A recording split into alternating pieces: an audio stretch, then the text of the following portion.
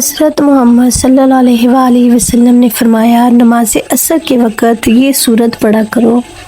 اگر بڑھاپے میں جوانی جیسی طاقت چاہتے ہو تو ملے گی، اگر رزق مانگو گے تو خزانے کھل جائیں گے، اگر دشمنوں پر فتح مانگو گے تو مل جائے گی، شفا مانگو گے تو شفا مل جائے گی، وہ صورت یہ ہے۔ محترم ناظرین، آج کا وظیفہ نماز عصر کے بعد ایک ایسی صورت پڑھنے کا وظیفہ ہے کہ اگر آپ یہ صورت پڑھ کر جو بھی دعا مانگیں گے آپ کی وہ دعا قبول ہوگی۔ اگر آپ کی کوئی حاجت ہے، کوئی خواہشات ہیں تو وہ بھی پوری ہوں گی۔ یہ صورت پڑھنے پر اگر آپ آسمان سے بارش مانگو گے تو اللہ تعالیٰ رحمت کی بارش برسائیں گے، اگر دشمن پر فتح مانگو گے تو دشمن زیر ہو جائے گا، اگر بڑھاپے میں جوانی جیسی طاقت چاہتے ہو تو ملے گی، اگر رزق مانگو گے تو اللہ تعالیٰ رزق کے ایسے خزانے کھول دے گا اور آپ کو وہاں سے رزق عطا کرے گا جہاں سے آپ کے وہم و گمان میں بھی نہیں ہوگا۔ یہ سورت پڑھنے سے بیماروں کو شفا مل جاتی ہے۔ یہ اللہ تعالیٰ کی سب سے پسندیدہ سورت بھی ہے اور عصر کے نماز کے بعد پڑھنے سے اس کے فضائل اور بھی بڑھ جاتے ہیں۔ محترم ناظرین، کیا آپ نے کبھی زندگی میں ایسا لمحہ محسوس کیا ہے جب دل کے اندر کی بے چینی، آنکھوں کے آنسو اور سینے کا بوجھ ایک ساتھ نکلنے کو تڑپ رہے ہوں؟ جب آپ کے سامنے راستے بند ہو جائیں، دروازے مقفل ہو جائیں اور دعائیں جیسے آسمان تک پہنچنے سے پہلے ہی لوٹ آئیں، ایسے وقت میں انسان سوچتا ہے کہ شاید اب کوئی سہارا نہیں رہا، لیکن اللہ کے خزانوں میں کبھی کمی نہیں آتی۔ وہ رب جو کن کہتا ہے تو ناممکن کو ممکن بنا دیتا ہے۔ اس نے قرآن میں اور اپنے محبوب صلی اللہ علیہ وآلہ وسلم کی زبان مبارکہ سے ہمیں ایسے ایسے مال سکھائے ہیں جو پہاڑوں جیسے مشکلات کو لمحوں میں ختم کر دیتے ہیں۔ آج میں آپ کے ساتھ ایک ایسا ہی راز بتانے والی ہوں، ایک ایسی صورت، ایک ایسا وظیفہ جس کی تاثیر کا تصور کر کے آپ کے رونگٹے کھڑے ہو جائیں گے۔ یہ وظیفہ کوئی عام ذکر نہیں بلکہ یہ قرآن کی چھوٹی سی صورت پر مشتمل ہے جس کا وزن الفاظ میں چھوٹا مگر معنی میں زمین و آسمان سے بھی بڑا ہے۔ سورۃ اخلاص، آپ اسے بچپن سے سنتے آئے ہیں، نماز میں پڑھتے ہیں، بچوں کو یاد کرواتے ہیں، لیکن شاید آج تک اس کی اصل روحانی طاقت سے آپ واقف نہیں ہوئے۔ یہ وہ صورت ہے جو توحید کا اعلان ہے، اللہ کی یکتائی کا اعلان ہے اور مومن کے دل میں اللہ کی محبت کو مضبوط کرنے والی ہے۔ ذرا تصور کریں، آپ عصر کی نماز ادا کر کے مسنون اذکار کے بعد بیٹھتے ہیں اور پھر سورۃ اخلاص کی مخصوص تسبیح کو پڑھنا شروع کرتے ہیں۔ جیسے ہی آپ قل هو اللہ احد کی پہلی صدا لگاتے ہیں، آپ کے دل کی دھڑکن بدلنے لگتی ہے۔ آپ کو محسوس ہوتا ہے کہ کوئی غیبی سکون آپ کے اندر اتر رہا ہے، جیسے فرشتے آپ کے ارد گرد اتر آئے ہوں۔ آپ کا یقین مضبوط ہونے لگتا ہے کہ اب دعا قبولیت کے دروازے پر دستک دے چکی ہے۔ یہ صرف میرا یا آپ کا خیال نہیں بلکہ یہ عمل کے بارے میں قرآن و حدیث میں ایسی بشارتیں موجود ہیں کہ اگر آپ بارش مانگے تو آسمان سے بارش برسے گی، زمین پر فتح مانگیں گے تو اللہ کی مدد نازل ہوگی، رزق کی دعا کریں گے تو زمین آسمان کے خزانے کھل جائیں گے، اگر شفا مانگیں گے تو رب شفا دینے والا آپ کی بیماری کو ایسے مٹا دے گا جیسے وہ کبھی تھی ہی نہیں۔ حضرت محمد صلی اللہ علیہ وآلہ وسلم نے سورہ اخلاص کے بارے میں فرمایا، یہ قرآن کے 1/3 کے برابر ہے۔ اس کا مطلب ہے کہ اس کی فضیلت اور ثواب اتنا عظیم ہے کہ گویا آپ نے قرآن کا 1/3 حصہ پڑھ لیا۔ پھر سوچئے، جب آپ اسے ایک مخصوص تعداد میں خاص وقت پر اور پورے یقین و اخلاص کے ساتھ پڑھتے ہیں تو اس کے اثرات کیسے ہوں گے۔ میں نے بزرگوں اور علماء کرام سے ایسے واقعات سنے ہیں جن میں لوگوں کی زندگیاں بدل گئیں۔ قرض کے بوجھ تلے دبے لوگ ایک ہفتے میں آزاد ہو گئے، لا علاج مریض صحت مند ہو گئے، دشمن کمزور پڑ گئے، اور وہ لوگ جو برسوں سے اولاد کے لیے ترس رہے تھے، اللہ تعالیٰ نے انہیں اولاد کی خوشخبری دی۔ اور یہ سب اس تسبیح، اس سورت کی برکت سے ہوا، لیکن شرط یہ ہے کہ اسے یقین، محبت اور پابندی سے پڑھا جائے۔ عصر کا وقت روحانی طور پر خاص اہمیت رکھتا ہے۔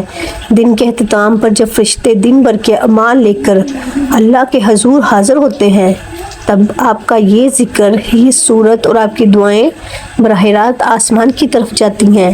یہی وہ لمحہ ہے جب آپ کے دل میں کوئی حاجت ہے تو وہ اللہ کے سامنے رکھی جائے اور اس کے دروازے پر دستک دی جائے۔ آج میں آپ کو اسی ذکر کا مکمل طریقہ، فضائل اور اس سے جڑے قرآنی حدیثی دلائل کے ساتھ کچھ ایسے مستند واقعات سناؤں گی جو آپ کے دل کو ہلا کے رکھ دیں گے۔ یہ کوئی سنی سنائی بات نہیں ہے بلکہ اللہ کے کلام کی طاقت کا زندہ نمونہ اور ثبوت ہے۔ اگر آپ چاہتے ہیں آپ کی زندگی میں تنگ دستی، بیماری، دشمنی اور مایوسی ہمیشہ کے لیے ختم ہو جائے، اگر آپ چاہتے ہیں آپ کی دعائیں بغیر رکاوٹ کے عرش تک پہنچیں، اور اگر آپ چاہتے ہیں آپ کے دل میں اللہ کی محبت اور یقین کا چراغ ہمیشہ کے لیے روشن رہے، تو یہ ویڈیو آپ کے لیے ہے۔ آخر تک دیکھیے کیونکہ جو راز میں آپ کو بتانے والی ہوں وہ آپ کی زندگی کو بدل سکتے ہیں۔ قرآن مجید کے سمندر میں بے شمار صورتیں اپنی اپنی شان رکھتی ہیں، مگر کچھ صورتیں ایسی ہیں جو اپنے اندر غیر معمولی فضیلت اور طاقت سمیٹے ہوئے ہیں۔ ان میں سب سے نمایاں اور منفرد صورت ہے سورہ اخلاص۔ یہ محض 4 مختصر آیات پر مشتمل ہے، مگر اس کا پیغام اتنا عظیم ہے کہ یہ ایمان کی بنیاد کو مضبوط کر دیتی ہے۔ سورۃ اخلاص میں اللہ تعالیٰ اپنی یکتائی، بے نیازی اور صفات کاملہ کا اعلان فرماتے ہیں۔ قُلْ هُوَ اللَّهُ أَحَدٌ اللَّهُ الصَّمَدُ لَمْ يَلِدْ وَلَمْ يُولَدْ وَلَمْ يَكُنْ لَهُ كُفُوًا أَحَدٌ۔ ترجمہ، کہہ دو کہ وہ اللہ ایک ہے، اللہ بے نیاز ہے، نہ اس نے کسی کو جنا، نہ وہ جنے گا، اور نہ کوئی اس کا ہمسر ہے۔ یہ آیات ہمیں اللہ کی صفات توحید کا واضح درس دیتی ہیں۔ یہ صورت ہر طرح کی شرک، وہم اور گمراہی کا خاتمہ کرتی ہے۔ صحیح بخاری کی روایت ہے کہ نبی کریم صلی اللہ علیہ وآلہ وسلم نے فرمایا، قُلْ هُوَ اللَّهُ أَحَدٌ قرآن کے 1/3 کے برابر ہے۔ اس کا مطلب یہ ہے کہ سورہ اخلاص کے الفاظ اور مفہوم اس قدر جامع ہیں کہ گویا آپ نے قرآن کا 1/3 حصہ پڑھ لیا ہو۔ حضرت عائشہ بیان کرتی ہیں کہ ایک صحابی ہر نماز میں سورہ اخلاص پڑھتے تھے، تو انہوں نے کہا یہ سورت رحمان کی صفت بیان کرتی ہے جو مجھے بہت پسند ہے۔ یہ حدیث ہمیں یہ سکھاتی ہے کہ سورۃ اخلاص سے محبت کرنا اور اسے کثرت سے پڑھنا جنت کا ذریعہ ہے۔ مسند احمد کی روایت ہے کہ رسول اکرم صلی اللہ علیہ وآلہ وسلم نے فرمایا، جو شخص سورۃ اخلاص 10 بار پڑھے اللہ تعالیٰ اس کے لیے جنت میں ایک محل بنائے گا۔ سورۃ اخلاص کا ورد شیطان اور جادو کے اثرات سے حفاظت کا ایک قوی ذریعہ ہے۔ بزرگوں نے اسے صبح شام کے اذکار میں شامل رکھا۔ علماء کرام اس بات پر متفق ہیں کہ سورۃ اخلاص نہ صرف عقیدے کی بنیاد کو مضبوط کرتی ہے بلکہ دل میں اللہ کی محبت اور یقین کو بھی پیدا کرتی ہے۔ امان ابن تمیمہ فرماتے ہیں، سورۃ اخلاص مومن کے دل میں ایسا نور پیدا کرتی ہے جو اس کے عقیدے کو ہر قسم کے باطل سے پاک کر دیتا ہے۔ عصر کے بعد یہ سورت پڑھنا خاص تاثیر رکھتا ہے کیونکہ یہ وقت قبولیت کا وقت ہے، اور جب دعا کے ساتھ اللہ کی وحدانیت کا اعلان ہو تو قبولیت کے آثار کئی گنا بڑھ جاتے ہیں، جو مومن کے ایمان کو مضبوط کرتی ہے، اس لیے جنت کا دروازہ کھولتی ہے اور اس کی دعاؤں کی قبولیت کی راہ پہ ڈال دیتی ہے۔ ناظرین، دن کے 24 گھنٹوں میں 5 ایسے سنہری لمحات ہیں جن میں ایک مومن اپنے رب سے ہم کلام ہوتا ہے، اور ان میں سب سے خاص مقام نماز عصر کو حاصل ہے۔ یہ وہ وقت ہے جب دن اور رات کی ذمہ داریوں والے فرشتے باری باری بدلتے ہیں، اعمال کا ریکارڈ اللہ کے سامنے پیش ہوتا ہے اور رحمت کے دروازے وسیع ہو جاتے ہیں۔ عصر کا وقت محض نماز کا وقت نہیں بلکہ یہ دن کے اختتام کی بھی ایک خاص کڑی ہے۔ یہ وہ وقت ہے جب مومن کی دعائیں، اذکار اور تسبیحات قبولیت کی راہوں پر چل پڑتی ہیں۔ حدیث مبارکہ میں آتا ہے، فرشتے تمہارے پاس باری باری آتے ہیں، دن کے فرشتے اور رات کے فرشتے، وہ فجر اور عصر کی نماز میں اکٹھے ہوتے ہیں، پھر جو تمہارے ساتھ رہے وہ اللہ کے پاس جاتے ہیں اور اللہ ان سے پوچھتا ہے میرے بندوں کو کس حال میں چھوڑا؟ وہ کہتے ہیں ہم نے انہیں نماز پڑھتے ہوئے چھوڑا اور نماز پڑھتے ہوئے پایا۔ یہ حدیث ہمیں بتاتی ہے کہ فجر اور عصر کے اوقات اللہ کی خاص توجہ میں ہوتے ہیں اور اس وقت کیے گئے اذکار اور تسبیحات کی فضیلت کئی گنا بڑھ جاتی ہے۔ قرآن پاک میں اللہ تعالیٰ نے عصر کے وقت کی قسم کھائی، قسم ہے زمانے کی، بے شک انسان خسارے میں ہے۔ اہل تفسیر کے نزدیک یہاں عصر سے مراد وقت کا وہ حصہ ہے جو دن کے اختتام پر ہوتا ہے۔ اللہ اس وقت کی قسم کھا کر اس کی عظمت کو ظاہر کیا ہے۔ حضرت انس رضی اللہ عنہ سے روایت ہے کہ رسول اکرم صلی اللہ علیہ وآلہ وسلم نے فرمایا، یہ وہ وقت ہے جس میں دعا رد نہیں ہوتی۔ بہت سے علماء نے وضاحت کی ہے کہ عصر کے بعد سے مغرب کے درمیان کی گھڑیاں دعا کی قبولیت کے لیے خاص ہیں، اس لیے اولیاء اللہ اس وقت خاص اذکار میں مشغول رہتے تھے۔ عصر کے بعد کا ذکر و اذکار کرنے کا ایک خاص پہلو یہ بھی ہے کہ دن بھر کی مصروفیت کے بعد مومن کا دل ایک بار پھر سے اللہ کی طرف متوجہ ہو جاتا ہے۔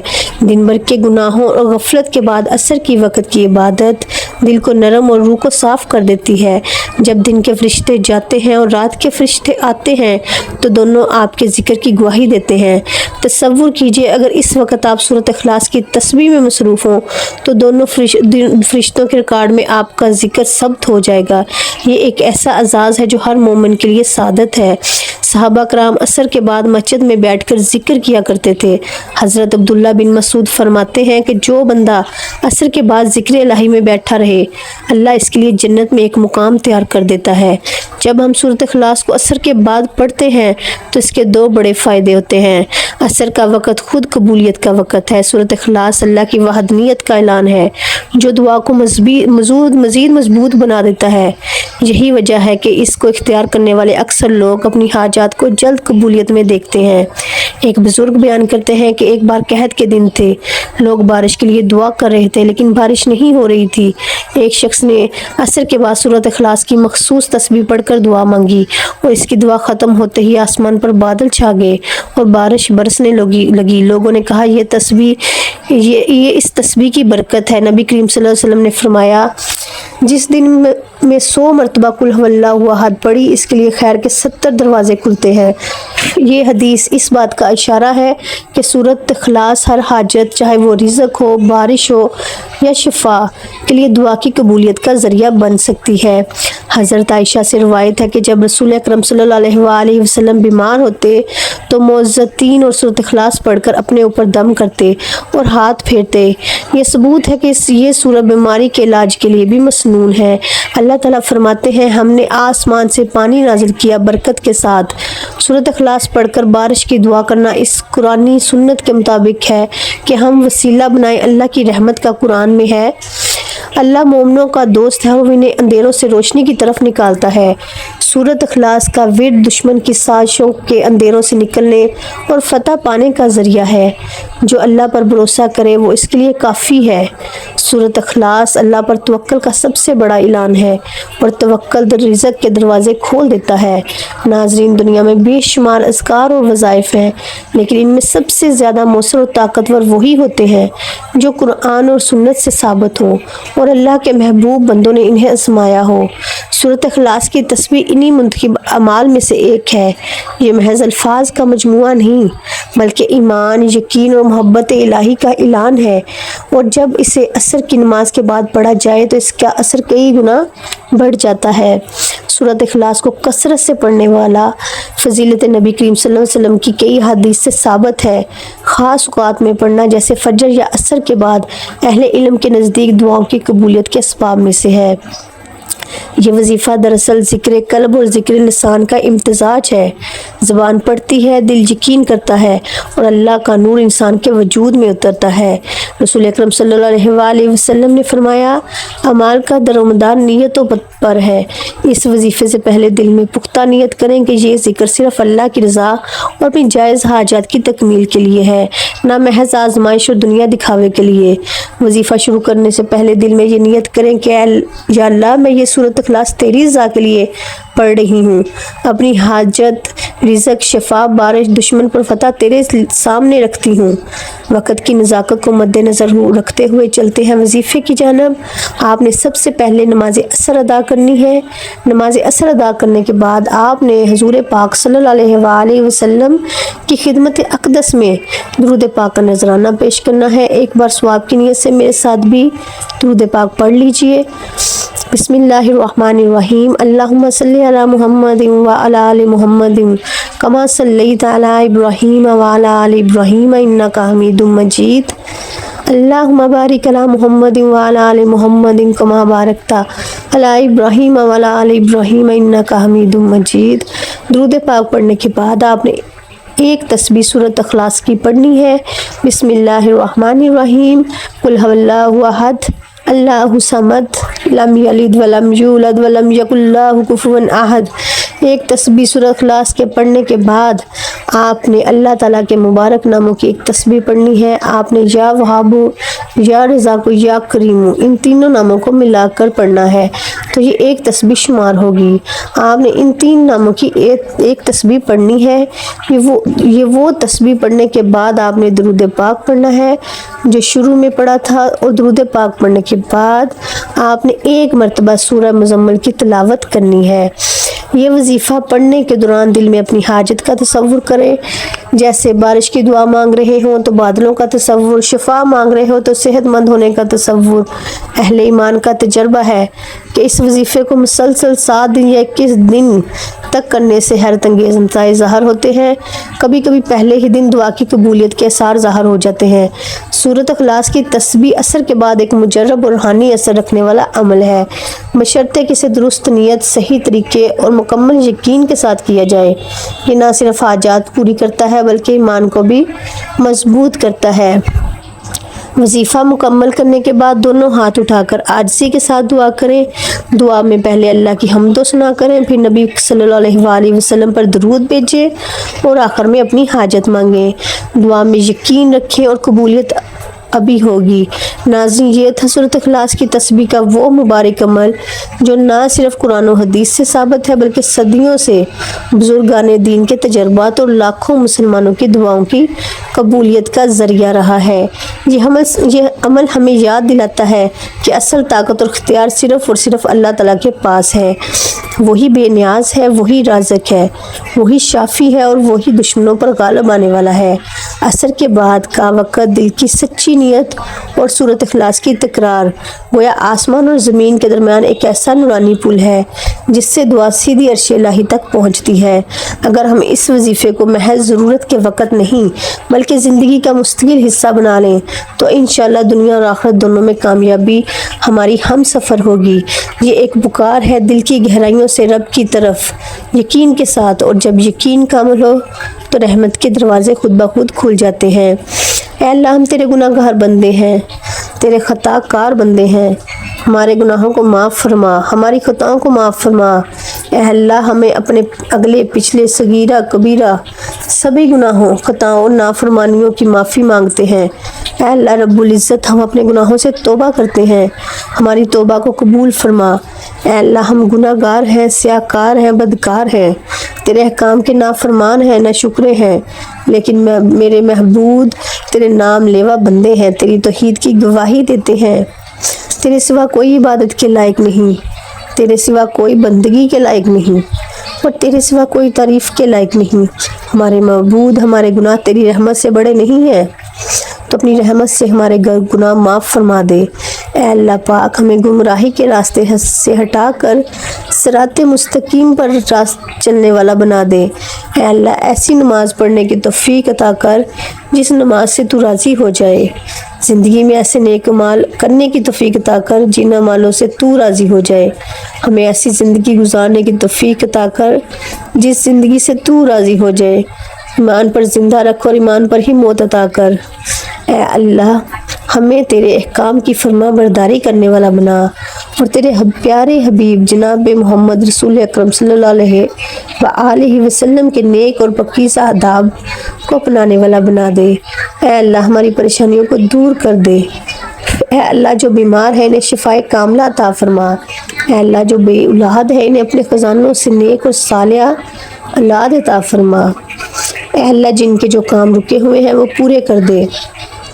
ऐ अल्लाह, बिछड़े हुए को मिला दे। ऐ अल्लाह, शादीशुदा जोड़ों में मोहब्बत और खलूस पैदा कर दे, उनकी ज़िंदगियों में बरकत डाल दे।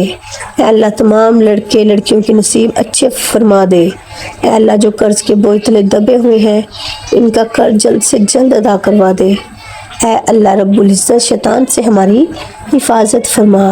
ऐ अल्लाह, रिज़्क़ हलाल कमाने की तौफीक अता फरमा। आखिर में मेरी अल्लाह ताला से दुआ है कि अल्लाह ताला मेरा सुनाना और आपका सुनना अपनी पाक बारगाह इलाही में कबूल व मंजूर फरमाए। जो मांगा मुकद्दर फरमाए, जो नहीं मांग सके बिन मांगे अता फरमाए। अल्लाह ताला नेकी की बात को सुनने, समझने और इस पर अमल करने की ताकत और तौफीक दे। आमीन सुमा आमीन। नाज़रीन, आपसे गुजारिश है कि अपने रिज़्क़ को ناظرین آپ سے گزارش ہے کہ اپنے رزق اور برکت اور وسعت کے لیے اللہ تعالیٰ کے 99 ناموں میں سے کوئی ایک نام کمنٹ سیکشن میں ضرور شیئر کریں. اللہ تعالیٰ ہم سب کا حامی و ناصر ہو. آمین. مجھے دعاؤں میں یاد رکھیے گا. جزاک اللہ.